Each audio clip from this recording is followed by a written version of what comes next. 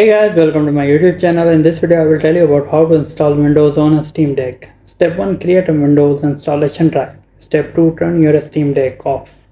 Step 3. Connect your installation drive to the Steam Deck via USB. Step 4. Hold volume down and press the power button, then release both. Step 5. Select EFI USB device. Step 6. The Steam Deck will boot up with the Windows installer active. Verify the language and tap Next. Step 7. Tap Install Now. Step 8. Enter a Windows activation key and tap Next or tap I don't have a product key to proceed without a key. Step 9. Choose a Windows version and tap Next. Step 10. Tap Next. Step 11. Tap Custom Install Windows Only. Step 12. Tap Drive 0 partition. Then tap Delete. You can then select Drive 0 unallocated space and tap Next.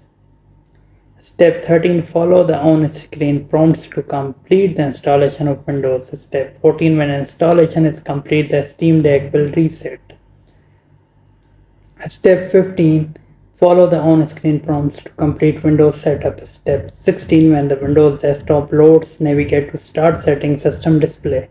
Step 17. Select Display Orientation greater than Landscape.